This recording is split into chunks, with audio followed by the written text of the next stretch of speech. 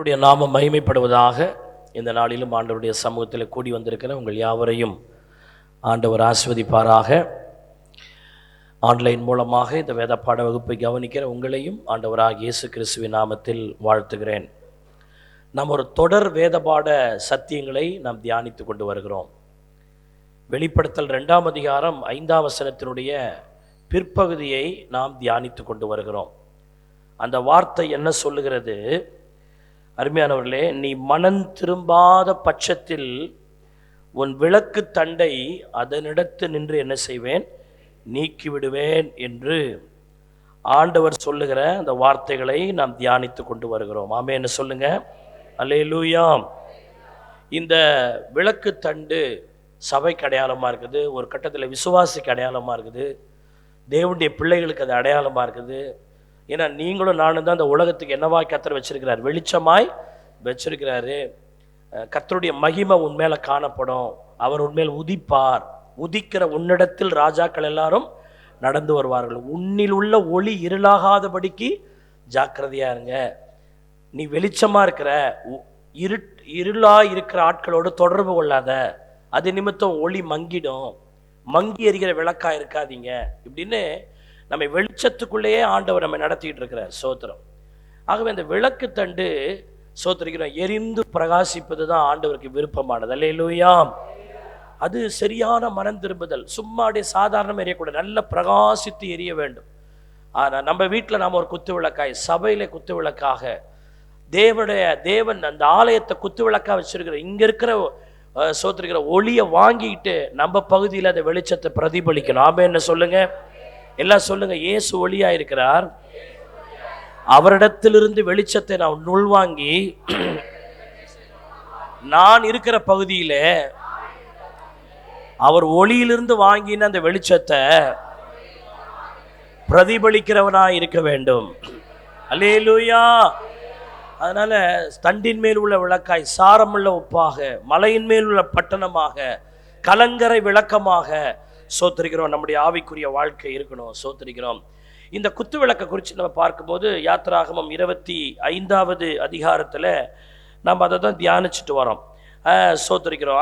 அந்த விளக்கை குறித்து, குத்து விளக்கை செய்யும் பொழுது ஆண்டவர் இப்படி தான் செய்யணும் அப்படின்னு சொல்லி அவர் சொல்லி கொடுக்குறார். சோத்திரிக்கிறோம்.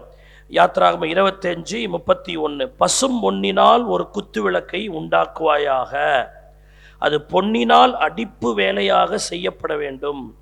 அதன் தண்டு, கிளைகளும், மொக்குகளும், பழங்களும், பூக்களும் பொன்னினால் அதில் அந்த குத்து விளக்கினுடைய டிசைன், அதில் பூ வேலைகள் இருக்கணும், கொத்து வேலைகள் இருக்கணும். அதில் எதுவானாலும் அது எல்லாமே பொன்னாக தான் இருக்கணும். அது அடிப்பு வேலையாக செய்யப்படணும். அது முற்றிலும் பசு பொன்னினால் இருக்கணும் என்று சொல்லப்படும். இதே போல் வசனம் சகரியா 4:2 ஒரு தரிசனத்தில் பசும்பொன்னை குத்து விளக்கை தரிசனத்தில் காண்கிறதாக நாம் இங்கே வாசிக்கிறோம். ஆகவே அருமையான தேவனுடைய பிள்ளைகளே, நாம் கடந்த சில வாரங்களாக இந்த பொன்னானது விசுவாசத்துக்கு அடையாளமாக நம்ம பார்த்துட்டு வரோம். ஆமென்னு சொல்லுங்க. 1 பேதுருவின் புஸ்தகம் 1ஆம் அதிகாரம் சோத்திர பழைய ஏற்பாட்டில் ஒரு குத்து விளக்கு பொன்னினால் செய்யப்பட்டிருக்கிறது போல, புதிய ஏற்பாட்டில் இருக்கிற விசுவாசிகள் நம்முடைய உச்சந்தடைந்து உள்ளங்கால் வரைக்கும் எதினால் நிறைந்திருக்க வேண்டும்? விசுவாசத்தினால் நிறைந்திருக்க வேண்டும். ஆமென்னு சொல்லுங்க. 1 பேதுரு 1:7 சொல்லுகிறது. 1 பேதுரு 1:7 அழிந்து போகிற பொன் அக்கினியினால் என்ன செய்யப்படும்? சோதிக்கப்படும். அப்போ பொண்ணுக்கு சோதனை உண்டு. ஆனால் அந்த சோதனையில் அந்த பொண்ணு ஜெயிக்குது. அதனுடைய நிறம் என்ன செய்யல? மாறல. அது கருத்து போகல. நான் போன வாரம் உங்களுக்கு சொன்னேன், என்ன சோதனையிலும் பொண்ணு தான், அது தன்மை என்ன செய்யாது? மாறாது சொல்லிட்டு பைபிள் சொல்கிறது. அதை பார்க்கிலும், பொண்ணை நம்ம விலையேறப்பட்டதுன்னு சொல்றோம், ஆனால் பைபிள் சொல்லுகிறது அதை பார்க்கிலும் அதிக விலையேற பெற்றதாக இருக்கிற உங்கள் விசுவாசம். அப்போ அந்த விசுவாசத்தை நம்மில் அவர் துவக்கி இருக்கிறார். பொண்ணுக்கு ஒப்பான, பொண்ணை விட விலையேற பெற்ற விசுவாசத்தை நமக்குள் அவர் தான் துவங்கினார். அல்லேலூயா. அதுதான் பைபிள் சொல்றது, விசுவாசத்தை துவங்குகிறவரும் அதை எனக்குள் முடிக்கிறவருமாக இருக்கிறார். ஆமென். ஆரம்ப விசுவாசத்திலே இருக்கக்கூடாது. அவர் நமக்குள்ளே ஒரு விசுவாசத்தை வச்சிருக்கிறாரு. நம்ம ஜெபம் பண்ணி அந்த விசுவாசத்தை நமக்குள்ள என்ன செய்ய வேண்டும்? வளர்த்து வளர்த்து வளர்த்து வளர்த்து சிந்தை, எண்ணம், யோசனை எல்லாமே விசுவாசமாகவே இருக்க வேண்டும். அப்படி ஒரு பூரணமான ஒரு விசுவாசியாக பெர்ஃபெக்டா இருப்பார்னா என்ன சோதனை வந்தாலும் அந்த விசுவாசி கர்த்தருக்காய் நிலைச்சு நின்று வெளிச்சம் கொடுப்பார். அல்லேலூயா. நிறைய பேர் சோதனை வந்துட்டு டல் ஆயிடுறாங்க, சோதனை வந்துட்டு பின்வாங்கிடுறாங்க. சோதனை வந்துட்ட பிறகுதான் அது வரைக்கும் சர்ச்சைக்கு நல்லா வந்துகிட்டு இருந்த பிரதர், நல்லா வந்துகிட்டு இருந்த சிஸ்டர் டக்குன்னு நின்றுட்டாங்க, சோர்ந்துட்டாங்க. அப்படின்னா அவர்கள் பசும்பொன்னாக இல்லை. பசும்பொன்னாக இல்லாதனால தான் சின்ன சின்ன பிரச்சனைக்கும் அவர்கள் ஃபெட்டப் ஆயிடுறது, சோர்ந்து போயிடுறது. சாத்ராக் மேஷாக் ஆபேத் என்ன சொன்னாங்க? அவர்களை விடுவிச்சாலும் அவர் தான், விடுவிக்காம போனாலும் நாங்கள் அவர் தான். நாங்கள் தேவன் மேல் உள்ள விசுவாசத்தை விட்டு என்ன செய்யவே மாட்டோம். அதுதான் பொன்னை போன்ற விசுவாசம். அல்லேலூயா. நெருப்புல அவங்கள தூக்கி போட்டாங்க, அவர்கள் முடி கூட என்ன செய்யவே இல்லை, கருகல. காரணம் பொன்மயமாய் இருக்கிறார்கள். கைதட்டி கர்த்தரை ஸ்தோத்திரம் பண்ணுங்க. அல்லேலூயா. நான் சிலலாம் எத்தனையோ பேர் அப்படி பார்த்துருக்கிறேன். குடும்பத்தில் அவ்வளோ பிரச்சனை இருக்கும், போராட்டம் இருக்கும், ஆனால் அதை பற்றி கவலைப்படாமல் சபையில் வந்து நல்ல கர்த்தரை துதிச்சு ஆராய்ச்சி, இவ்வளவு பிரச்சனை வீட்டில் இருக்குது, இவ்வளவு காரியம் இருக்குது, ஆனால் கொஞ்சம் கூட அதை தன்னுடைய முகத்தில் கூட எக்ஸ்பிரஷன் பண்ணாமல் தேவ சமூகத்தில் நல்லா பாடி துதித்து ஆராதிக்கிற சோத்திரம் நான் பார்த்து ஆச்சரியப்பட்டு வியந்திருக்கிற எத்தனையோ பிள்ளைகள் உண்டு. சோத்திரிக்கிறோம். அருமையான தேவனுடைய பிள்ளைகள், அவருடைய குடும்பத்தில் பார்த்தா மனைவி சரி இருக்க மாட்டாங்க, பிள்ளைகள் அந்த ஆவிக்குரிய வாழ்க்கைக்கு சப்போர்ட் பண்ண மாட்டாங்க, அவருடைய ஆவிக்குரிய வாழ்க்கைக்கு மனைவியே சோத்திரிக்கிறோம் இடரெல்லாம் வந்து நிற்பாங்க. ஒரு பிரதர் அப்படி எனக்கு தெரியும், ஆனால் அவ்வளவு பிரச்சனை, அவர் எப்படி டேக் எடுக்கிறாருன்னு தெரியல. அவ்வளவு பிரச்சனையிலும் நடுவிலும் கர்த்தருடைய ஆலயத்துக்கு நேரத்தோடு வருவது, ஊழியத்தில் பங்கெடுப்பது, என்ன திட்டினாலும் என்ன பண்ணாலும் அதை தொடச்சி போட்டுட்டு கர்த்தருக்காக செயல்படுகிற எத்தனையோ சகோதரிகளை நான் பார்த்துருக்கிறேன், சகோதரர்களை பார்த்துருக்கிறேன். அப்படி பார்க்கும்போது அப்படி அர்த்தம் என்னன்னா, அழிந்து போகிற பொன் அக்கினினால் சோதிக்கப்படும், அதை பார்க்கிலும் அதிக விலையேற பெற்றதா இருக்கிற உங்கள் விசுவாசம் சோதிக்கப்படும். இயேசு கிறிஸ்து வெளிப்படும் போது உங்களுக்கு புகழ்ச்சியும் கனமும் மகிமை உண்டாக அது காணப்படும். இன்னைக்கு அது ஒரு சோதனையா இருக்கலாம், இன்னைக்கு அது கஷ்டமா இருக்கலாம், ஆனால் ஒரு நாள் எல்லாருக்கும் முன்பாக கர்த்தர் உங்களை புகழ்வார், எல்லாருக்கும் முன்பாக கர்த்தர் உங்களை மகிமைப்படுத்துவார், எல்லாருக்கும் முன்பாக மகிமை உண்டாகிற கர்த்தருடைய பிள்ளைகளாக இருப்பீங்க. அல்லேலூயா, அல்லேலூயா. அப்படி எத்தனையோ சோதர கர்த்தருடைய பிள்ளைகள், கர்த்தருக்குள் நித்திரை அடைந்த எத்தனையோ பிள்ளைகள் நம்முடைய சபையில் அப்படிலாம் அந்த விசுவாசத்தில் உறுதியாக இருந்தார்கள். ஆனால் இன்றைக்கு அந்த விசுவாசம் இல்லை. சின்ன பிரச்சனை வந்துட்டா போதும், சின்ன எப்போதுமே வாழ்க்கை சந்தோஷமா இருக்காதுங்க. வாழ்க்கை என்பதே அப் அண்ட் டவுன்லாம் இருக்கும், மேடு பள்ளங்கள் இருக்கும். சோத்திரிக்கிறோம். கண்ணீரின் பள்ளத்தாக்கை கடக்க வேண்டியது இருக்கும், யோர்தானை கடக்க வேண்டியது இருக்கும், செங்கடலை கடக்க வேண்டிய சூழ்நிலை வரும். நாம் எதிர்பாராத சில காரியங்கள் நமக்கு நேர தோணும். எது வந்தாலும் சில நேரங்களில் எதிர்பார்க்காத இடத்திலிருந்து எதிர்பார்க்காத பிரச்சனைகள் எல்லாம் நமக்கு வரும். சோத்திரிக்கிறோம். எது வந்தாலும் கர்த்தர் மேல் உள்ள விசுவாசம் சற்றும் கூட அசைவே கூடாது. அல்லேலூயா. சும்மா ஞாயிற்றுக்கிழமை வந்தால் ஒரு பாட்டு பாடிட்டு சோத்திரிக்கிறோம், ஆண்டவரை துதிச்சுட்டு நானும் விசுவாசின்னு இல்லை.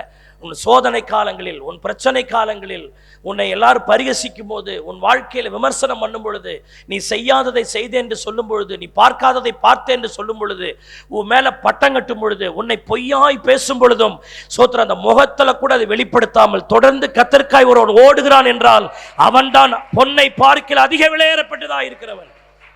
அல்லேலூயா. ஸ்தேவானை பாருங்க, விசுவாசத்தில் நிறைந்திருந்தான் என்று ஸ்தேவானை குறித்து பார்க்கிறோம். அவனை எல்லாரும் திட்டுகிறார்கள், எல்லாரும் பற்களை கடிக்கிறார்கள், எல்லாரும் அவனுக்கு எதிர்த்து நிற்கிறார்கள். அவன் முகமோ தேவதூதனுடைய முகத்தை போல பிரகாசித்தது என்று பார்க்கிறோம். நம்ம யாராவது திட்டினால், யாராவது நம்ம விமர்சனம் பண்ணால், நம்முடைய உடனடியாக நம்முடைய முகத்தில் அந்த முகநாடி வேறுபடுமா வேறுபடாதா? யோசிச்சு பாருங்க. ஆனால் சோத்திரிக்கிறோம், பயங்கரமாக அவனை சோத்திரிக்கிறோம் ஆப்போசிட் பண்ணுகிறார்கள், எதிர்க்கிறார்கள். அந்த வசனங்களை வீட்டில் போய் வாசி பாருங்கள். அவ்வளவு பேர் ஆலோசனை சங்கத்தில் இருக்கிற அத்தனை பேரும் அவனை குற்றஞ்சாட்டுகிறார்கள். அவன் முகமோ தேவதூதனுடைய முகத்தை போல பிரகாசித்தது. காரணம், அந்த ஸ்தேவான் விசுவாசத்திலும் வல்லமையிலும் நிறைந்திருந்தவனாயிருந்தான். அல்லேலூயா. அதுதாங்க, அதுக்கு தான் இந்த பைபிள் ஸ்டடியில் நாங்கள் இந்த டீப்பாக இதெல்லாம் சொல்கிறோம், உங்களுக்கு சோத்திரிக்கிறோம்.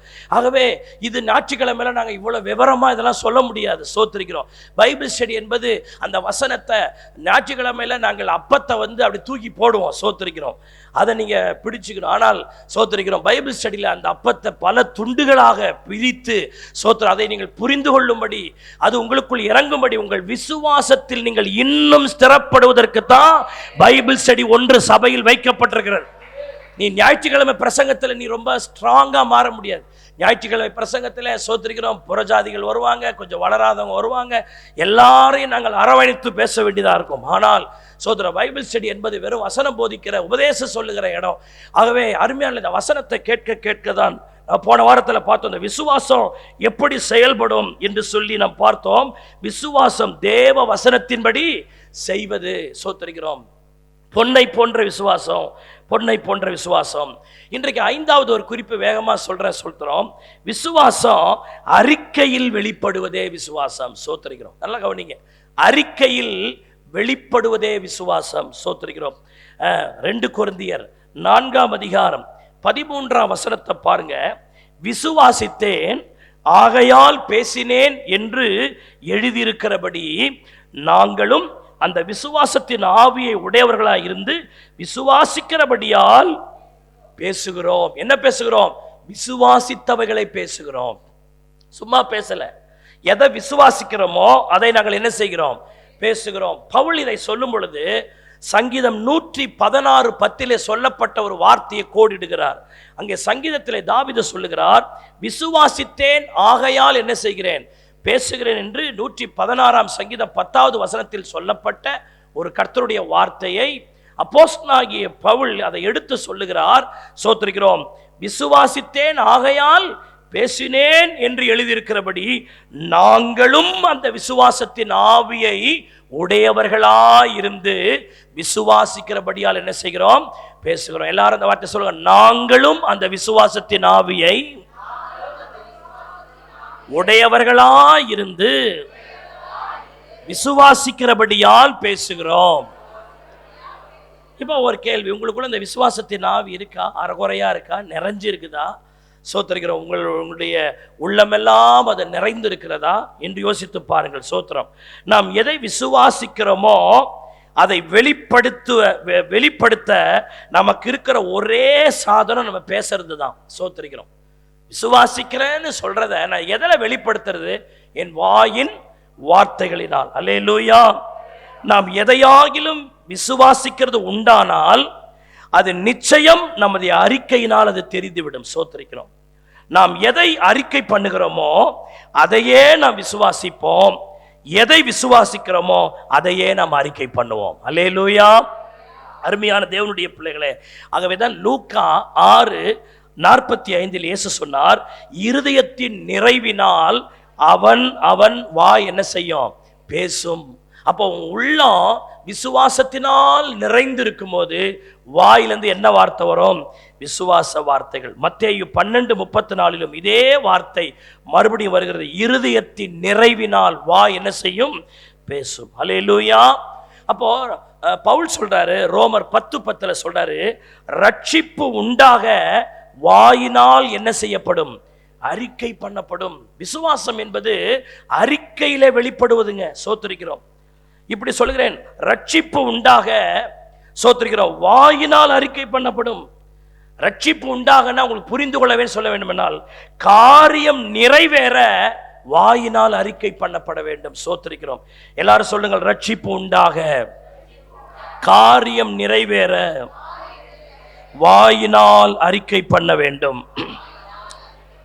அறிக்கை என்பது என்ன? நாம் விசுவாசிக்கிற காரியத்தை பற்றி நமக்கு என்ன தெரியுமோ அதை சொல்வதல்ல. நல்லா கொஞ்சம் கவனிக்கணும், இந்த வேர்ட் இஸ் வெரி டீப்பான ஒரு வார்த்தை. நாம் விசுவாசிக்கிற காரியத்தை பற்றி நமக்கு என்ன தெரியுமோ அதை சொல்வதல்ல. சூழ்நிலை சந்தர்ப்பம் எது நடந்தேற சாத்தியப்படுமோ இல்லையோ என்பதல்ல. சூழ்நிலை சந்தர்ப்பம் இது சாத்தியம், இது நடக்கும் என்கிறதை வைத்து அல்ல. இந்த காரியத்தில் வெற்றி பெற செய்யும் தேவனை நாம் எந்த அளவுக்கு சார்ந்திருக்கிறோமோ, விசுவாசிக்கிறோமோ என்பதை பற்றி பேசுவதே அறிக்கை. சோத்திரிக்கிறோம், தேவனுடைய பிள்ளைகள் எல்லாம் இந்த வார்த்தை சொல்லுங்கள், இந்த காரியத்தில் வெற்றி பெற செய்யும் என்று தேவனை நான் எந்த அளவுக்கு சார்ந்திருக்கிறேனோ, தேவனை நான் எந்த அளவுக்கு விசுவாசிக்கிறேனோ அதை பற்றி பேசுவதே விசுவாச அறிக்கை. ஈஸியா நடக்கிற ஒண்ணு, நமக்கு ஏற்கனவே தெரிந்த ஒன்றை அறிக்கை பண்ணுவதல்ல. சோத்திரிக்கிறோம். அருமையான தேவனுடைய பிள்ளைகளே, ஒரு காரியம் இருக்கிறது, நிச்சயம் கர்த்தர் இதில் எனக்கு வெற்றி என்ன செய்வார், தருவார் என்று தேவனை சார்ந்து தேவனை விசுவாசித்து அறிக்கை செய்கிறது. ஆமென்னு சொல்லுங்க. உதாரணமாக நான் சொல்லுகிறேன். தாவீதை பாருங்க, கோலியாத்து உடைய சம்பவத்தை பாருங்க. கோலியாத்தை பார்த்த ராஜா முதற்கொண்டு இஸ்ரவேலில் கடைசி சேவகர்கள் வரைக்கும் அவனுடைய தோற்றத்தை பார்த்து, அவன் திறமையை பார்த்து, அவன் நடையை பார்த்து, அவன் உடையை பார்த்து பயத்தினால் அவர்கள் அறிக்கையாய் பேசினார்கள். 1 சாமுவேல் 17:11 அந்த பெலிஸ்தருடைய வார்த்தைகளை கேட்டு கலங்கி மிகவும் பயப்பட்டார்கள் என்று சொல்லி பார்க்கிறோம். ஆகவே அவங்க பயமும் கலக்கமும் இருந்ததுனால இவங்க என்ன பேசினாங்க, அவன்கிட்ட நம்மளால சண்டைக்கு போக முடியாது, அவன் சின்ன வயசுல இருந்தே யுத்த வீரன், அவன்கிட்ட நம்ம ஒன்னும் நம்ம பாச்சா என்ன செய்யாது, பலிக்காது, அவன் ராட்சதம் மாதிரி இருக்கிறான், ஒவ்வொரு விரல்லையும் 6 விரல் இருக்குது, ஐயோ அம்மாம் தண்டி இருக்கான், அவனோடு நாம் யுத்தம் பண்ண முடியாது என்று ராஜா முதற்கொண்டு எல்லாரும் டயர்டா ஓரத்துல உக்காந்துட்டான். அவன் கழுவி கழுவி ஊத்துறான். 40 நாள் காலையில மாலையில வந்து ஆண்டவரை பத்தி திட்டுறான், இஸ்ரவேலர்ல திட்டுறான், ஏதோ சொல்றான். யாரு நீ என்ன வேணாலும் சொல்லிட்டு போ, நாங்க வர தயாரா இல்லை அப்படின்ற மாதிரி சோத்திருக்கிறோம். அவர்கள் அப்படி பேசினாங்க. அருமையானே, அதாவது அவர்கள் எதை காண்கிறார்களோ, நல்ல கொஞ்சம் கவனிங்க, அதுதான் நான் ஏற்கனவே சொன்னேன், நான் எதை பார்க்கிறேனோ எனக்கு எது தெரியுதோ அதை விசுவாசிக்கிறதல்ல, அவர்கள் எதை காண்கிறார்களோ அதை அறிக்கை பண்ணினார்கள். அவருடைய உள்ளம் பயத்தினால் நிறைந்திருந்தது. ஆகவே பயத்தின் அறிக்கையே செய்தார்கள். தேவனை விசுவாசித்து அவங்க என்ன இடல அறிக்கையிடவே இல்லை. ஆனால் தாவீதோ அவன் தோற்றத்தை பற்றியோ, அவன் கவச உடையை பற்றியோ, அவன் கர்ஜனை பற்றியோ, அவனுடைய ஜெய்ஜாண்டிக்கா இருக்கிற அந்த மாம்ச மலையை பார்த்தோ அவன் சற்றும் அசட்டை பண்ணினான். அதை பெரிதாக எண்ணவே இல்லை. அதற்கு பதிலாக இஸ்ரவேலரும் ராஜாவும் பயந்து நடுங்கின. அந்த கோலியாத்துக்கு முன்பாக தாவீது சொன்ன விசுவாச அறிக்கை என்ன? 1 சாமுவேல் 17:46, இன்றைய தினம் கர்த்தர் உன்னை என் கையில் என்ன செய்வார், ஒப்பு கொடுப்பார். நான் உன்னை கொன்று உன் தலையை உன்னை விட்டு வாங்கி பெலிஸ்தருடைய பாளையத்தின் பிணங்களை எல்லாம் இன்றைய தினம் ஆகாயத்து பறவைகளுக்கும் பூமியின் காட்டு மிருகங்களுக்கு இரையாக என்ன செய்வேன். கையில கத்தி இல்லை, கையில ஈட்டி இல்லை, கையில ஒண்ணுமே இல்லைங்க. சோத்தரிக்கிறோம். சும்மா ஒரு மெய்ப்பனுக்குரிய தடியோடும் மெய்ப்பனுக்குரிய அடைப்பு பையோடும் வந்து நிற்கிறானே ஒழிய அவன் உருவத்திலும் பெரியவன் அல்ல. அப்பொழுது அவனுக்கு 16-17 வயது இருக்கிற ஒரு சிறு பையன். ஆகவேதான் சவுல் கூட, நீ சிறுவன், ஆனால் அவன் சிறு வயது தொடங்கி யுத்த வீரனாய் இருக்கிறான் என்று சோத்தரிக்கிற பயத்தினாலே அறிக்கை பண்ணான். ஆனால் தாவீது சொன்னான், நான் ஒரு முறை ஆடு மேய்த்து கொண்டிருந்த போது சிங்கம் வந்தது. சிங்கத்தை அடிக்கிறதுக்கு நான் என்ன கெப்பாசிட்டி உள்ளாலா? ஆனால் அதை அடித்து கொன்றேன். ஆடு மேய்த்துக்கிட்டு இருந்தேன். ஒரு நாள் கரடி வந்தது. கரடி எவ்வளோ பெரியது, அந்த கரடி அடிக்கிறதுக்கு நான் பாத்திரவானா? அதை அடித்து கொன்றேன்.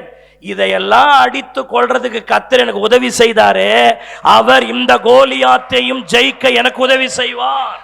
அல்லேலூயா. இதையெல்லாம் செய்ய வைத்தவர், இதையெல்லாம் என்னோடு கூட இருந்து நடத்தினவர், அவைகளில் போல்தான் அவன் இருப்பான் என்று சொல்லி சோத்திருக்கிறோம். அவன் தேவனை சார்ந்த அறிக்கை பண்ணினான். அவன் தனியா வந்திருக்கிறதா அவன் நினைக்கிறான். ஆனால் தாவீது சொல்லுகிறான், நான் இஸ்ரவேலின் இராணுவங்களின் சேனையோடு வந்திருக்கிறேன் என்று அவன் சொன்னான். ஆமென்னு சொல்லுங்க. அல்லேலூயா. அருமையான தேவனுடைய பிள்ளைகளே, அப்போ விசுவாசத்தினால் நிறைந்தவனாய் விசுவாச வார்த்தைகளை அறிக்கை பண்ணினான். அந்த அறிக்கையின்படியே அவன் என்ன பெற்றான்? வெற்றி பெற்றான். அவன் தலை அவனை விட்டு வாங்கினான். அவன் என்னென்னலாம் விசுவாசமாய் அறிக்கை சொன்னானோ அது எல்லாம் நடந்தது. பைபிள் சொல்லுது, அவன் கைகளில் பட்டயம் இல்லை, ஆனால் கையில் கோலியாத்தின் தலை இருந்தது. கைதட்டி கர்த்தரை ஸ்தோத்திரம் பண்ணுங்க. அல்லேலூயா. ஆனால் அவனுக்குள்ள அந்த விசுவாச அறிக்கை இருந்தது. ஆமென்னு சொல்லுங்க. அல்லேலூயா. அப்ப விசுவாசம்னா என்ன? பொன்னை போன்ற விசுவாசம் என்றால் என்ன? தேவனை சார்ந்து தேவனை விசுவாசித்து நாம் அறிக்கையிடுவது. அல்லேலூயா. அதே போல கானானை வேவு பார்க்கிற சம்பவங்கள்லாம் உங்களுக்கு தெரியும். இதெல்லாம் உங்களுக்கு தெரியும். வசனத்தை நீங்கள் வீட்டில் பாருங்க. மோசே 12 பேரை அனுப்புகிறான். கானானை போய் என்ன செய்யுங்க, வேவு பார்த்துட்டு நாம் அதை குடியிருப்புக்கு எப்படி ஏதா இருக்குன்னு பார்க்க 12 பேரை அனுப்பினதாக வேதத்திலே சொல்லப்பட்டுகிறது. ஆனால் அதில் 10 பேர் தாங்கள் கண்டவைகளை அறிக்கை பண்ணினார்கள். அதான் சொல்றேன், விசுவாசம் என்பது காண்கிறதையே பேசுகிறது விசுவாசம் இல்ல. உன் கண்ணில் தெரிகிறத பத்தி பேசுறது இல்ல, கர்த்தரை சார்ந்து விசுவாசித்து பேசணும். ஆமென்னு சொல்லுங்க. 10 பேரும் தங்கள் கண்களால் கண்டதை பேசினாங்க. உண்மையாலுமே இவர்கள் அவர்கள் பார்வைக்கு வெட்டுக்கிளிகளைப் போலத்தான் இருந்தார்கள். அவர்கள் ராட்சத பிறவியர்கள் தான். இவர்களை விட பயங்கரமான ஆட்களைப் போலத்தான் இருந்தார்கள். எதை பார்த்தார்களோ அதை அப்படியே வந்து சொன்னார்கள். ஐயோ, அவர்கள் எல்லாரும் பயங்கரமா இருக்கிறார்கள், நம்மால் அந்த தேசத்தை சுதந்திரிக்கவே முடியாது. ஆண்டவர் எதை வச்சு சொன்னார்னு தெரியல. மோசே, இதெல்லாம் நடக்கிறதுக்கு வாய்ப்பே இல்லை, சாம நம்ம எகிப்துக்கே போயிடலாம், இது சரிப்பட்டு வராது என்று சொல்லி முழு இஸ்ரவேலரை கலங்க அடித்தார்கள். ஆனால் யோசுவாவும் காலேப்பும் என்கிற 2 பேர் சொன்னார்கள், கர்த்தரையும் அவருடைய மகத்துவத்தின் வல்லமையும் விசுவாசித்தவர்களாய் நாம் போய் எளிதாய் அதை ஜெயிப்போம் என்று அறிக்கை செய்தார்கள். அல்லேலூயா. இவர்கள் முடியவே முடியாது என்று சொல்லுகிறார்கள், இவர்கள் முடியும் என்று சொல்லவில்லை, எளிதாய் ஜெயிப்போம் என்கிறார்கள். கைதட்டி கர்த்தரை ஸ்தோத்திரம் பண்ணுவோம். அல்லேலூயா. நீங்கள் என்னாகமம் 14ஆம் அதிகாரம் 7ஆம் வசனம் 8ஆம் வசனத்தை வாசித்து பாருங்கள். நாங்கள் பார்த்து வந்த தேசம் மகா நல்ல தேசம், கர்த்தர் நம்மேல் பிரியமாயிருந்தால் பாலும் தேனும் ஓடுகிற அந்த தேசத்தை நமக்கு என்ன செய்வார், கொடுப்பார். அவர்களை காத்த நிழல் அவர்களை விட்டு போய்விட்டது. அவர்கள் எவ்வளவு பெரியவராய் இருக்கட்டுமே, சோத்திரம், எளிதாய் ஜெயிப்போம். ஆமென்னு சொல்லுங்க. அல்லேலூயா. உலகத்தான் சொல்லுவான், இதெல்லாம் எப்படி முடியும், இதெல்லாம் எப்படி நடக்கும், இந்த கல்யாணத்தை நீ எப்படி பண்ணுவ, இந்த வீட்டை எப்படி கட்டுவ, இந்த பிரச்சனையை எப்படி டீல் பண்ணுவ, உனக்கு போதுமா, உன் தரத்துக்கு இது சரிப்பட்டு வருமா அப்படின்னு அவர்கள் சொல்லலாம். ஆனால் நாம் சொல்ல வேண்டும், நான் விசுவாசிக்கிறவர் இன்னார் என்று அறிந்திருக்கிறேன், அவர் எனக்கு வாக்கு தத்தம் பண்ணினபடியே அவர் எனக்கு அதை செய்வார் என்று நான் விசுவாசிக்க வேண்டும். ஆமென்னு சொல்லுங்க. விசுவாச அறிக்கை செய்த காலேப்பும் யோசுவாவும் ஆகிய இருவரும் அவர்கள் போய் வந்த தேசத்தை சுதந்தரித்தார்கள். அந்த 10 பேர் கலகம் சொன்னானே, அவர்கள் எதை சுதந்தரிக்கவில்லை, கானானை சுதந்தரிக்கவில்லை. யார் அறிக்கை பண்ண நாங்கள் அதை சுதந்தரிப்போம்னு சொன்னவங்க சுதந்தரிச்சாங்க. சுதந்தரிக்க முடியாது, வாய்ப்பில்லை, இதெல்லாம் சரிப்பட்டு வராதுன்னு சொன்னவங்க கடைசி வரைக்கும் அதற்குள் என்ன செய்யவே இல்லை, போகவே இல்லை. ஆமென்னு சொல்லுங்க. என்னாகமம் 14ஆம் அதிகாரம் 36ஆம் வசனம் 37ஆம் வசனத்தை நீங்கள் குறித்துக் கொள்ளுங்கள். இஸ்ரவேல் மக்களை அந்த அவிசுவாசிகள் முறுமுறுக்க செய்தார்கள், துர்ச்செய்தியை சொல்லி அவர்களை கலகம் பண்ணினார்கள். கர்த்தருடைய சந்நிதியிலே வாதைகளால் அவர்கள் செத்து போனார்கள். இந்த துர்ச்செய்தியை பரப்பலாம் பாருங்க, நாம் அதை சுதந்திரிக்க மாட்டோம், நமக்கு அந்த இதெல்லாம் சரிப்பட்டு வராதுன்னு சொன்னாங்களே, அவர்கள் மேல் வாதை வந்து அவர்கள் என்ன செஞ்சாங்க, செத்து போனாங்க. சோத்திரம். தேவனுடைய பிள்ளைகளே, ஆவிக்குரிய வாழ்க்கை என்னுடைய மேன்மையை விசுவாசம் தான். ஆமென்னு சொல்லுங்க. அல்லேலூயா. விசுவாசம் அறிக்கையில் பாருங்க, எபிரேயர் 4ஆம் அதிகாரம் 14ஆம் வசனத்தை பாருங்க. எபிரேயர் 4 வசனம் 14. வானங்களின் வழியாய் பரலோகத்திற்கு போன தேவகுமாரனாகிய இயேசு என்னும் மகா பிரதான ஆசாரியர் நமக்கு இருக்கிறபடியால், கவனிக்கணும், நாம் பண்ணின அறிக்கை. இது என்னங்க, நாம் பண்ண போகிற அறிக்கை இல்லை, பண்ணின அறிக்கையை உறுதியாய் பற்றிக்க கண்டிருக்கோம். 2 அறிக்கை இருக்குது. ஒன்று, நம்ம ரட்சிக்கப்பட்ட ஆரம்ப காலங்களில் பாவத்திலிருந்து அநியாயத்திலிருந்து நாம் விடுவிக்கப்பட்டு ஞானஸ்நானத்தின் மூலமாக தேவனோடு ஒப்பந்தம் பண்ணோம், அறிக்கை பண்ணோம். இனி நான் இந்த பாவத்தை செய்ய மாட்டேன், உலகத்தோடு நான் ஒன்றரை கலக்க மாட்டேன், என் மனசும் என் மாம்சமும் விரும்பினதை செய்ய மாட்டேன், தேவனுடைய பிள்ளையாக இருப்பேன், மரணமே அன்றி சோத்திருக்கிற வேறு ஒன்றும் கர்த்தரை விட்டு என்னை என்ன செய்யக்கூடாது, பிரிக்கக்கூடாது, மரணத்துக்கு பிற்பாடு நான் பரலோகத்துக்குரியவனாகவே இருப்பேன், சோத்திருக்கிறோம், கர்த்தரோடு நான் எப்பொழுதும் இருப்பேன் என்று சொல்லி நாம் ஆண்டவரிடத்தில் அறிக்கை பண்ணினோம். அறிக்கை பண்ணி தான் ரட்சிக்கவே பட்டோம்.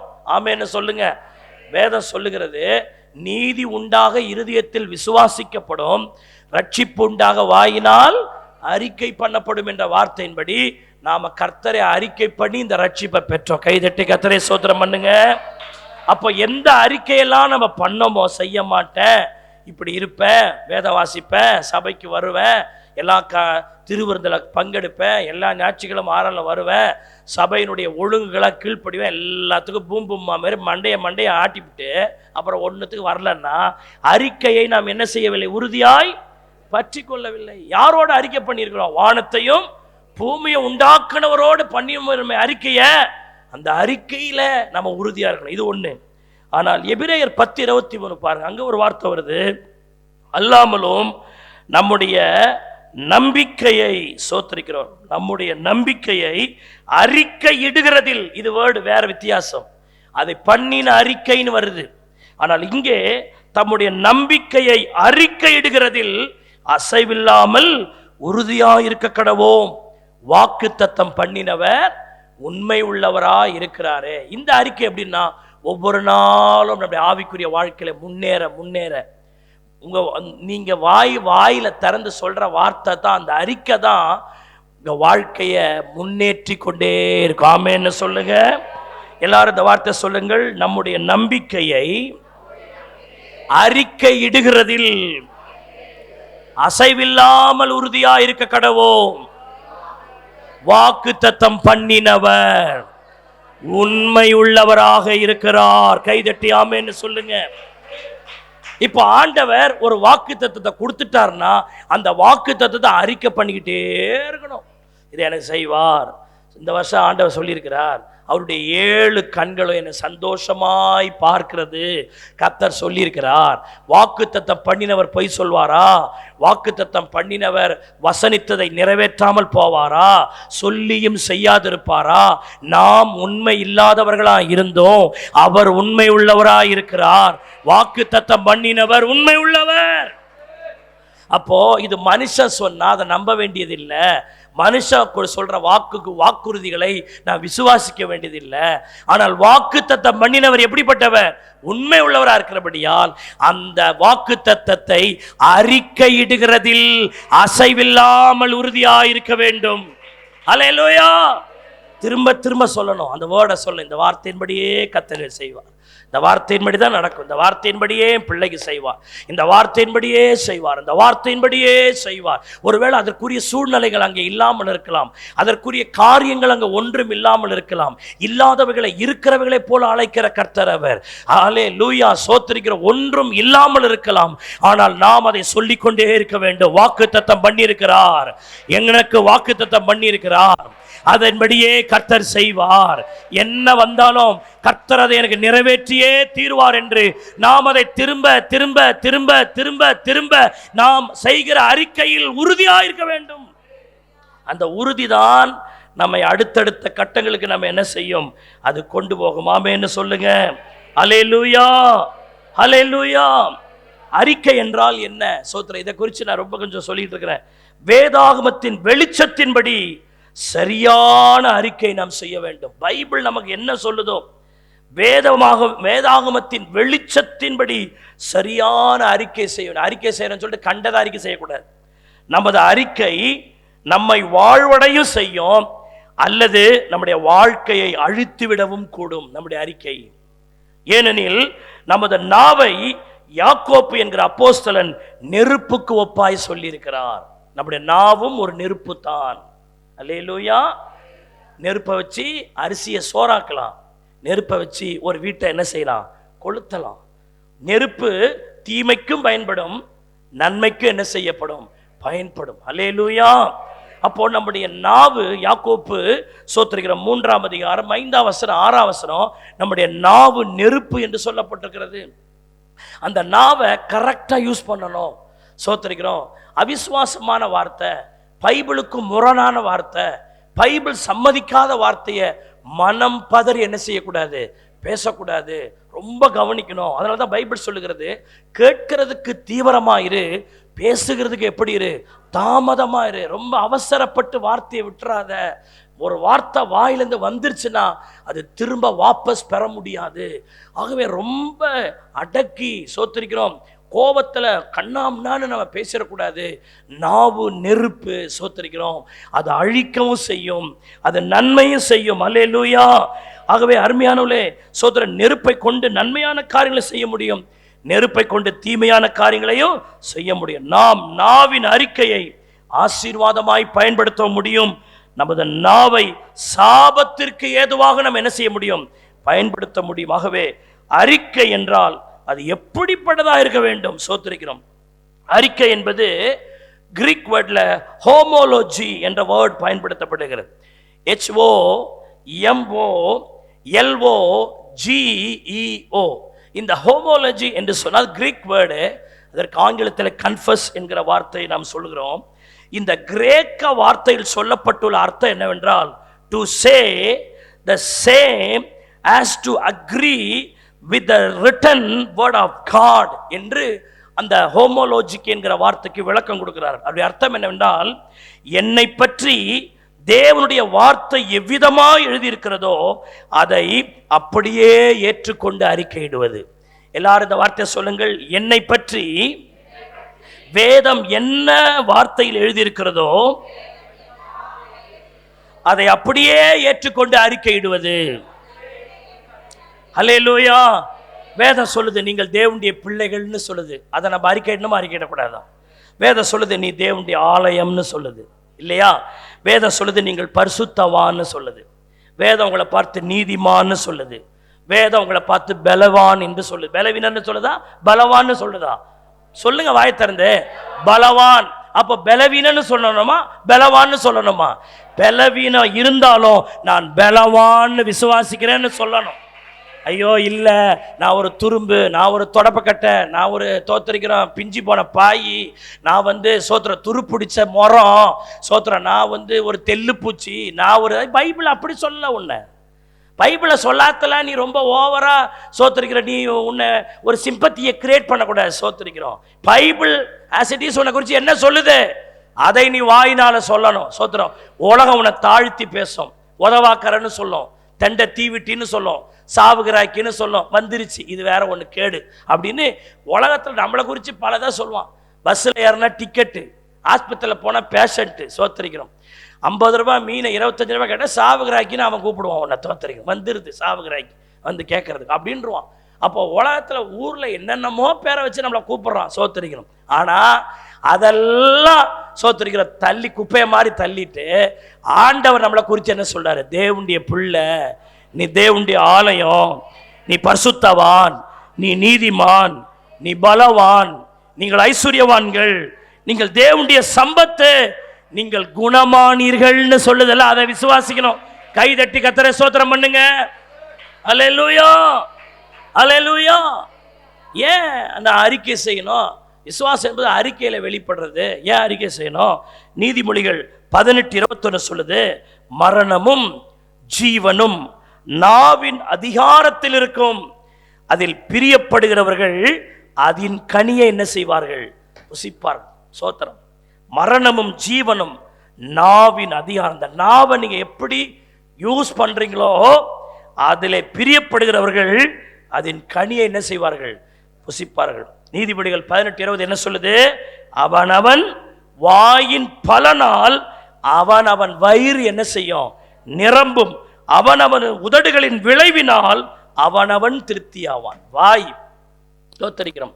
சோத்திர. பாவத்துக்கு, உன் மாம்சத்தை பாவத்துக்கு உள்ளாக்கும்படி உன் வாய் கிடங்கூடாத அப்படின்னு சொல்ற அதே வேதம் தான் உன்னுடைய வாய். சோத்தரிக்கிறோம். உன் நாவு சோத்திரம். மரணமும் ஜீவனும் அதிகாரம் இருக்குது. செத்துருவானா செத்துருவாதான், வாழ்வேன்னா வாழ்வான். சோத்தரிக்கிறோம். எப்படி பேசுறோன்றது முக்கியம். ஆமேன்னு சொல்லுங்க. அறிக்கை நம்மை அடையாளம் காட்டுகிறது. நம்ம பேசுறத வச்சே நம்மளை கண்டுபிடிச்சலாம். இவர் ஆவி இவ்வளவுதான் போல அறிக்கை வச்சு அடையாளம் காட்டலாம். நாம் விசுவாசம் உள்ளவர்களா அல்லது அவிசுவாசம் உள்ளவர்களா என்பதை நமது அறிக்கையே நமக்கு காட்டும். நாம் நீதிமான்களா அல்லது பாவிகளா என்பதை நம்முடைய அறிக்கையே அது வெளிப்படுத்தும். மத்தேயு 12:33 சொல்லுது, மரம் நல்லதென்று அதன் கனியும் நல்லதொன்றா இருக்கும். மரம் நல்லதென்றால் அதன் கனி எப்படி இருக்கும்? நல்லதா இருக்கும் என்று பைபிள் சொல்லுகிறது. அல்லேலூயா, அப்போ மரம் கெட்டதானால் அதன் கனி எப்படி இருக்கும்? கெட்டது. சோத்திரிக்கிறோம். மரம் எதனால் அறியப்படும்? அதன் கனிகளால் என்ன செய்யப்படும்? அறியப்படும். மரம் நல்ல மரமா கெட்ட மரமானு கனியை வச்சுதான் என்ன செய்ய முடியும்? அறிய முடியும். அப்ப நாவின் அதிகாரம், சோத்திரிக்கிறோம், மரணமும் ஜீவனும் நாவின் அதிகாரத்தில் இருக்கிறது. அதில் பிரியப்படுகிற, எதை பிரியப்படுகிறவர்கள், எந்த எதை பிரியப்படுறாலோ அதன் கனியை என்ன செய்வார்கள்? புசிப்பார்கள். ஆமென் சொல்லுங்க. கனியை பொறுத்தே நாம் எப்படிப்பட்ட மரம் என்று அறிகிறோம். அது போலவே வார்த்தைகளை பொறுத்தே நாம் விசுவாசிகளா அல்லது அவிசுவாசிகளான்னு நமக்கு நல்லா தெரியும். எப்படி பேசுறோம், நம்முடைய வாயின் வார்த்தை எப்படி இருக்குது, அதை குறித்து நம்ம கவனமா இருக்கு. ஏன்னா விசுவாசம் நம்முடைய அறிக்கையிலிருந்து வெளிப்படுவது. ஆமென் சொல்லுங்க. மத்தேயு 12:37 சொல்லுகிறது, ஏனெனில் உன் வாய்களினாலே நீதிமான் என்று தீர்க்கப்படுவாய், அல்லது உன் வார்த்தைகளினாலே குற்றவாளி என்று என்ன செய்யப்படுவாய்? தீர்க்கப்படுவாய். அறிக்கை தான் ரொம்ப முக்கியம். நீங்க எதை அறிக்கை பண்றீங்களோ அதை வச்சுதான் பரலோகம் உங்களை நிர்ணயிக்கிறது. எதிர்மறையான அறிக்கைகளை நாம் பேசக்கூடாது. மனுஷர் பேசும், நல்ல கவனிங்க, முக்கியமான வார்த்தைங்க, மனுஷர் பேசும் வீணான வார்த்தைகளை குறித்து யாவையும் நியாய தீர்ப்பு நாளில் கணக்கு ஒப்புவிக்க வேண்டும். மத்தேயு 12:36. நீங்க வார்த்தையை சாதாரண, அதுதானே சொன்னேன், பேசுறதுக்கு ரொம்ப தாமதமா பேசணும், அவசரப்பட்டு ஏதோ ஒன்று வளரிடக்கூடாது. சோத்திரம். ஒரு புருஷன் ஒரு மனைவி கிட்ட பேசும்போது, ஒரு மனைவி ஒரு புருஷன் கிட்ட பேசும்போது, அல்லது நான் ஒரு விசுவாசி கிட்ட பேசும்போது, விசுவாசி என்கிட்ட பேசும்போது, சில நேரங்கள் சில விசுவாசிகள்லாம் பார்த்தீங்கன்னா மனசுல நினைக்கிறத கொட்டிடுவாங்க. சோத்திரம். சில நேரம் அதை எங்களை ஹூண்டு பண்ணோம், ஆனால் நாங்கள் அதுக்கு தக்க வார்த்தையை சொல்ல முடியாது. சோத்திரிக்கிறோம். அருமையான தேவனுடைய பிள்ளை அப்படின்னா சொல்லிட்டா நான் ஊழியம் செய்ய முடியாது. சோத்திரம். அப்படி பேசிட்டு என்னால் பைபிளும் வாசிக்க முடியாது, ஜெபம் பண்ணாலும் ஒரு பிரசன்னமும் இருக்காது. சோத்திரிக்கிறோம். தேவனை ஏதோ நம்மளை விட்டு போன மாதிரி ஒரு உணர்வு உண்டாயிடும். பிரசன்னத்தை காத்துக்கொள்ளணும், அதான ரொம்ப முக்கியம். ஆகவே மனுஷர் பேசும் வீணான வார்த்தைகள், அது ஆங்கிலத்தில் கேர்லெஸ் வேர்டுன்னு வருது. கேர்லெஸ்ஸாக பேசுகிறது. ஸ்தோத்திரிக்கிறோம். கவனக்குறைவான வார்த்தைகள் என்று பொருள்படும்படி இந்த வார்த்தை வருது. அதாவது நமக்கு பிரயோஜனப்படாத வார்த்தைகள் என்பது அதனுடைய ஆழமான அர்த்தம். இதன் முடிவு என்ன? நியாய தீர்ப்பு. என்றால் நமது அறிக்கை குறித்து நாம் எவ்வளவு கவனமா இருக்க வேண்டும் பாருங்கள். நம்முடைய செய்கை குறித்து நியாய தீர்ப்பு அல்ல, நாம் பேசுகிற வார்த்தைகளை குறித்தே நியாய தீர்ப்பில் என்ன கொடுக்க வேண்டும்? சோதர கணக்கு கொடுக்க வேண்டும். பைபிள் சொல்லி கெட்ட வார்த்தை ஒன்றும் உன் வாயிலிருந்து புறப்பட வேண்டாம் என்பது ஆவியானுடைய கட்டளை. எபேசியர் 4:29. ரட்சிக்கப்பட்டிருக்கிறான், அவனை அடிங் அப்படின்னு தோத்திரம். எப்படி ரட்சிக்கப்பட்டான், அபிஷேகம் பெற்றுட்டான், கர்த்தருடைய பந்தியில சோத்திரிக்கிறோம், அப்பத்தை வாங்குறான், தேவனுடைய சரத்தை வாங்குறான், அவன் எப்படி அடிங் அப்படின்னு எப்படி வருது? எப்படி அந்த வேர்டு வருது? அப்படி வர முடியுமா? சோத்திரிக்கிறோம். அப்படி வருதுன்னு சொன்னா நம்முடைய விசுவாசத்தில் எவ்வளவு பின்தங்கி இருக்கிறோம் என்று யோசிச்சு பாருங்க. வீட்டில் போய் வேற ஒரு பாஷை, இங்க அந்நிய பாஷை, வீட்டில் வேற பாஷை, இங்க சாட்சி, வீட்டில் போன காட்சின்னா எப்படி இருக்கும்? கொஞ்சம் யோசிச்சு பாருங்க. நம்முடைய லைஃப்பை கொஞ்சம் யோசிச்சு பாருங்க. நான் உங்களை நியாயம் தீர்த்து பேசல, கர்த்தருடைய வார்த்தை உங்களை நியாயம் தீர்க்கிறது. அல்லேலூயா. இது கடைசி காலம். சோத்திரிக்கிறோம். நம்முடைய வாயிலிருந்த வார்த்தை வரக்கூடாது. அது நமக்கு மறந்து போன ஒன்றா இருக்கணும். நம்ம நினைச்சா கூட அது வரக்கூடாது. இந்த வேர்டு வரக்கூடாது. கெட்ட வார்த்தை ஒன்றும், கர்த்தரை துதிக்கிற, கர்த்தரை மகிமைப்படுத்துகிற வாயிலிருந்து ஒன்றும் என்ன செய்யக்கூடாது? புறப்படக்கூடாது. சோத்திரிக்கிறோம். ஏதோ தமாஷா பேசுறோம், சிரிப்பா பேசுறோம், எல்லாரையும் சந்தோஷப்படுத்த பேசுறோம், அது வேற.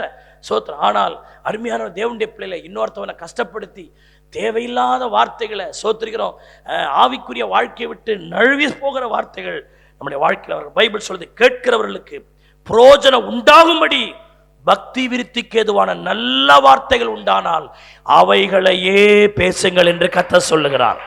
அல்லேலூயா. அதாவது டு பில்ட் ஹிம் அதர், மற்றவர்களை கட்டி எழுப்புகிற வார்த்தைகளை பேசுங்க. சோத்திரிக்கிறோம்.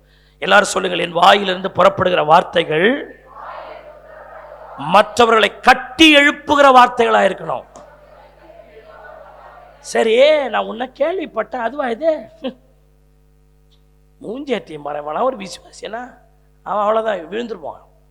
என்னப்பா இப்படி ஒரு கேள்விப்பட்டேன், அப்படியா, சரிப்பா, நீ அதிலே நிலச்சி நிற்காத, எனக்கும் அந்த மாதிரிலாம் பிரச்சனை வந்துச்சு, நானும் அந்த மாதிரி பாதையில் கடந்து போனேன், எனக்கு இந்த சோதனை வந்துச்சு, அதை நான் இவ்விதமாக ஜெயித்தேன், நீ ஜெயிப்ப, நீ இதை பற்றி கலங்கிடாத, பின்வாங்கி போயிடாத, கீழே விழுறது இல்லை பாவம், கீழே விழுந்தே கிடக்கிறது பாவம். அதை விட்டு நீ எழும்பு, கர்த்தர் உன்னை மறுபடியும் பிரகாசிக்க செய்வார் என்று தட்டி எழுப்பி கட்டுகிற மாதிரி பேசணும். அல்லேலூயா. சில நேரம் விசுவாசிகள் என்ன ஸ்க்ரூ பண்ணுவாங்க, அவன் சரியா, இவன் சரியா, அவன் வீட்டுக்கு ஏன் போனீங்க, அவன்கிட்டயா இது பண்ணுறீங்க, அவன் இப்படி இதை வச்சுனுக்கிறான், அதை வச்சுனுக்கிறான், என்னென்னமோ சொல்லுவாங்க. அது வச்சுனுக்கிறானோ வச்சுன்னு இல்லையோ தோத்திரம், அது எனக்கு தெரியாது. ஆனால் அது நாங்கள் கர்த்தருடைய வார்த்தையை தெளிவாக நாங்கள் பேசுகிறோம். அதை பிடிச்சிக்கிட்டு நீ வாழணும். நீ இங்கே வந்துக்கினே நடிச்சுக்கினே உட்காந்து நியாய தீர்ப்புனால நீ கணக்கு கொடுக்க போகிற, சோத்திரிக்கிறோம். அது என் வேலை இல்லை. உட்காந்து நான் கவுன்சிலிங் பண்ணுறது என் வேலை இல்லை. கர்த்தருடைய வார்த்தையை உக்கிரானுவத்தோடு பிரசங்கம் பண்ற ஊழியம் தான் என் வேலை. நீங்க அந்த கர்த்தருடைய வார்த்தையை பிடித்து கொண்டு சுடர்களை போல பிரகாசிக்க வேண்டும். அல்லேலூயா. ஜீவ வசனத்தை பிடித்து கொண்டு எப்படி பிரகாசிக்கணும்? நீங்க தான் கேட்சப் பண்ணணும். வேர்டை நீங்க பிடித்து கொள்றதுதான் இருக்குது. நாம் அறிக்கையை உறுதியாய் பற்றி கொள்ளணும். சோத்திரிக்கணும். இப்படி 1000 பேர் என்ன ஸ்குரு ஏற்றிட்டு அவன் போயிடுவான். நான் சொன்னதா சொல்லாதீங்க, நான் என்னத்தான் சொல்றது, என்ன சுதி ஏற்றிட்டு அது போயிடுது. அது நல்லவங்களா இருக்கணுமா, நான் கெட்டவனா மாறிடணுமா? சோத்தரிக்கணும். அப்படி நம்மளை ஏற்றி விடுவாங்க. இப்படிலாம் நிறைய விஷயங்கள் இருக்குது. சோத்தரிக்கணும். பாஸ்ட் அவர் அப்படியே சும்மா அப்படியே ஃப்ரீயாக விட்டுறாரு, பண்ணுறாருக்கின்றாருன்னு தோத்தரிக்கிறோம். வாயில் வந்தாலும் சொல்லும். அதை விட்டா சபையில் இருக்கிற எல்லாரையும் துரத்திடும் பொழுது அது சோத்தரிக்கிறோம். பாய்க்கும் சோத்தரிக்கிறோம், சேருக்கும் உட்காந்து நான் ஆறாம் நடத்தின்னு இருக்க வேண்டித்தான். ஆனால் அதே நேரத்தில் எல்லாத்தையும் நான் ஊக்குவிக்கிற ஆளும் கிடையாது. சோத்தரிக்கிறோம். கர்த்தருடைய வார்த்தையை சத்தியத்தின்படி நாங்கள் அறிவிக்கும் பொழுது நீ பிடித்து கொண்டால் அதன் கனியை புசிப்பாய். கைதட்டி ஆமென்னு சொல்லுங்க. அப்போ இன்னொருத்தவனை கட்டி எழுப்புற மாதிரி அப்படி பேசணும், தட்டி கொடுக்குற மாதிரி அப்படி தூக்கி விடணும். ஆமென்னு சொல்லுங்க. ஒருவருக்கொருவர் தாங்கி உதவி செய்து, ஒருவருக்கொரு விசாரித்து கவனித்து. இன்னும் ஒரு மாதிரி டல்லாக இருக்கீங்க, ஏன் என்னாச்சு, ஏன் ப்ரேயர் இல்லையா, பைபிள் வாசிப்பு இல்லையா, வாங்க ஜெபம் பண்ணுவோம் செய்வோம் அப்படின்னு அவங்க வார்த்தைகள் இன்னொருத்தவரை பூஸ்ட் பண்ணணும், அவங்கள பில்ட் பண்ணணும். சோத்திரம். இடிந்து போய் இருக்கிற விசுவாசியை கட்டி எழுப்புகிற வார்த்தை அவங்க வாயிலிருந்து வரணும். விசுவாச வார்த்தைகள் வரணும். அல்லேலூயா. தீத்தின் புஸ்தகம் 1ஆம் அதிகாரம் 14ஆம் வசனம் சொல்லுது, விசுவாசத்தினாலே ஆரோக்கியம் உள்ளவர்களாக இருக்கும்படி நீ அவர்களை கண்டிப்பாய் கடிந்து கொள். சோத்தரிக்கிறோம். பாருங்க, விசுவாசத்தில் அவர்கள் எப்படி இருக்கும்படி, ஆரோக்கியம் உள்ளவர்களா இருக்கும்படி. அதுதான் சில நேரங்கள் என்னுடைய பிரசங்கங்கள் எல்லாம் கொஞ்சம் ஹார்டிஸ்டாக ஏன் இருக்குது, ஏன் நாங்கள் கடிந்து பேசுகிறோம். உங்கள் மேலே எனக்கு எந்த கோபம் கிடையாது. நான் நிலத்தகராறா, எனக்கு கொடுக்க வேண்டிய சொத்தை நீங்கள் என்ன அபகரிச்சுக்கிறீங்களா, தோத்திரிக்கிறோம், எனக்கு ஏதாவது மண்ணில் சோத்தை போட்டிங்களா, அதெல்லாம் இல்லை. எங்களுக்கு சோத்திரம், விசுவாசத்தில் நீங்கள் ஆரோக்கியம் உள்ளவர்களாய் இருக்கும்படிக்கு உங்களை கண்டிப்பாய் கடிந்து கொண்டு நடத்தி பரலோகம் சேர்க்கிறதா எங்கள் வேலை. ஆமென்னு சொல்லுங்க. அல்லேலூயா.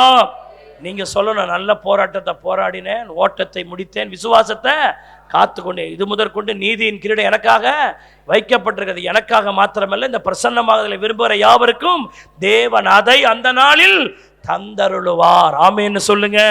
அல்லேலூயா. இந்த வார்த்தைகள் எல்லாம் பதிவு செய்யப்பட்டிருக்கோம். நான் வேகமாக பிரசங்கம் பண்ணியிருக்கிறேன். சோத்திரிக்கிறோம். இதோட நான் நிறுத்தி கொள்ளுகிறேன். நீங்கள் இந்த பிரசங்கத்தை மறுபடியும் ரீகலெக்ட் பண்ணுங்க. சோத்திரிக்கிற விசுவாசம் என்பது அறிக்கையில் வெளிப்படுவது. விசுவாசம் பொன்னை போன்றது. இப்படிப்பட்ட விசுவாசம் என்ன சோதனையிலும் நிலைச்சு நிற்கும். கைதட்டி கர்த்தரை சோத்திரம் பண்ணுங்க. நீங்கள் பொண்ணுக்கொப்பானவர்களாக இருக்க வேண்டும்.